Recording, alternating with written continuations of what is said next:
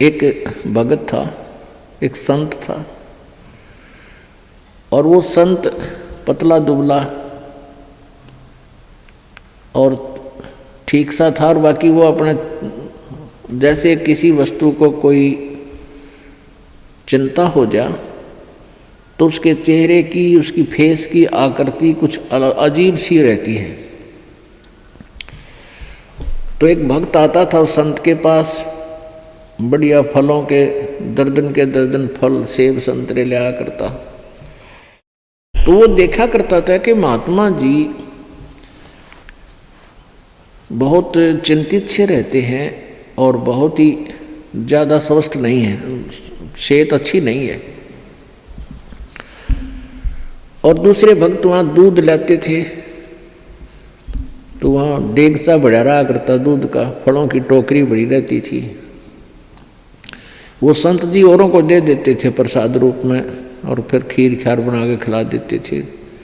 दूध आता था, चाय पानी दूध पी लेते थे, अपना थोड़ा बहुत जैसा पिया करते थे, बाकी भक्तों को पिला देते थे। तो वो एक धनी व्यक्ति जाता था, उनका सेवक, काफ़ी संतरे ले जाता, सेब ले जाता, अच्छे फल चढ़ा के आता, कुछ दक्षिणा दिया था। तो साधु से प्रश्न करता था कि महाराज जी आप कुछ चिंतित से रहते हो, क्या आप खाते पीते नहीं, आप पतले दुबले भी बहुत हो गए हो। महाराज जी कहने लगे भाई बस खा लेता हूँ जैसा रुचि बनती है। तो दूसरे दिन फिर उसने पूछा, दूसरे तीसरे दिन कि महाराज जी क्या आपको कोई चिंता है, आप कुछ खाते पीते नहीं। आप संत जी कहने लगे भाई मुझे बहुत चिंता है, और इसलिए मेरे को कुछ खाया पिया ना जाता। तो उसने, उस धनी व्यक्ति ने सोचा भी साधु संतों की भी क्या चिंता हो है बता, हमारे कैसे गृहस्थियों ने तो 100 चिंताएं हों, पर संतों को क्या चिंता। उसने कहा महाराज जी आपको ऐसी कौन सी चिंता सता रही है।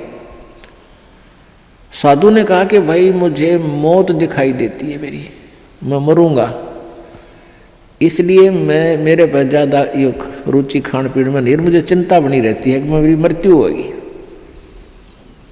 तो संत कहने लगे जी कब होगी आपकी मृत्यु। अब उस भक्त ने सोचा कि अभी निकट भविष्य में ही शरीर छोड़ते होंगे 2-4 दिन में। उस समय उस संत की 40-45 साल की आयु थी। उन्होंने बताया कि भाई अभी मेरी 40 वर्ष बाद मृत्यु होगी, 40 वर्ष के बाद, और आज मेरी 45 वर्ष की आयु हो चुकी है।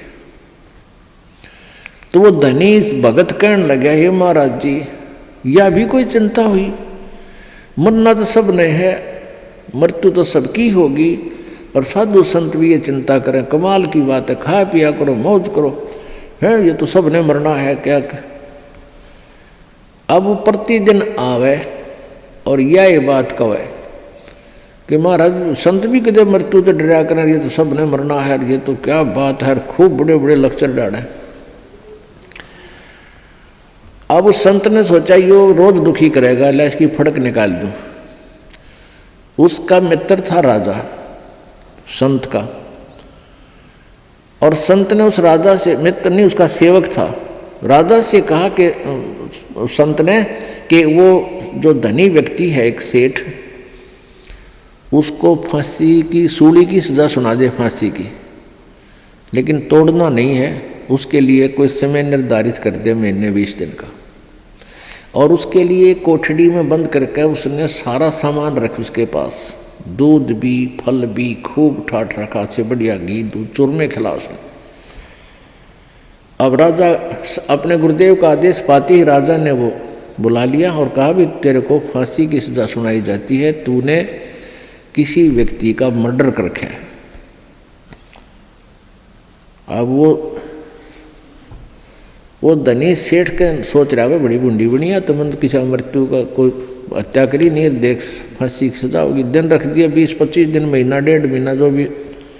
अब वो दिन तारीख दर दी, 25 तारीख 24 10 30 तारीख, वो 30 तारीख रख दी महीने की, या 14 6 8 जैसे भी कोई रख दी।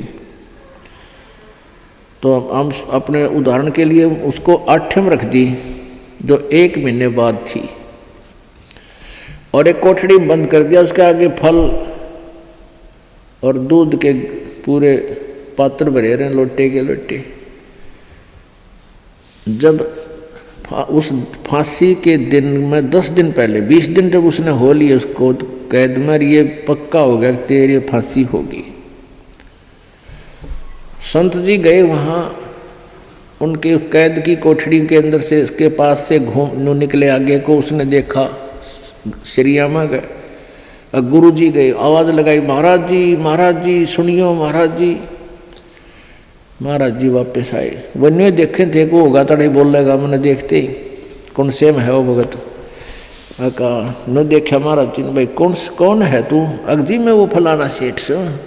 और सेठ को भी पता था, उस धनी को भी पता था कि राजा इनकी पूरी मानता है गुरु जी की,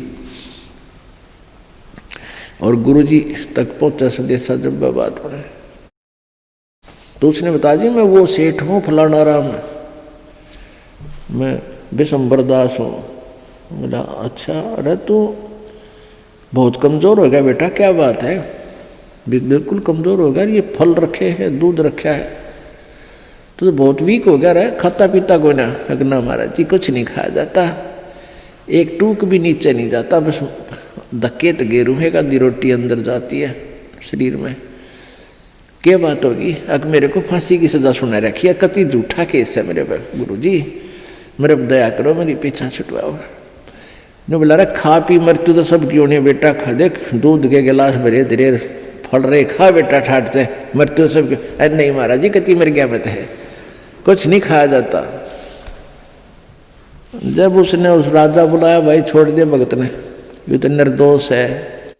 तब उस संत ने बताया कि भाई लाला जी जिस प्रकार तने आठम दिखा थी ना, उन्होंने कहा था मैंने तो आठम दिखाई दिए से, कुछ नहीं खाया जाता। तो बेटा तने जिस प्रकार ये आठम दिखा है ना, क्योंकि आपको पता लग गया निश्चित होगी आठम न तू फांसी टूटेगा, डर बिना कहाँ। तो इसी प्रकार मुझे मेरी 40 वर्ष बाद हुआ आठम मन दिखाई दे आज, इसलिए मेरा इस संसार में रुचि रही नहीं। जिस प्रकार आपकी ना घर में रुचि, ना क्या की रुचि, ना तू खास खाने में रुचि तेरी, एक ना कोई रुचि नहीं थी, बस मरता हुआ खाऊं था और आठम के गुण गाऊं था, उस आठम पर ध्यान लगाऊं था। तो परमात्मा कहते, संत जी कहते हैं कि मैं भी भाई मन ने अपनी आठम वह 40 साल पीछे आने वाली ऐसे ही नजर आ रही जैसे आप जी को अब दिखे थी।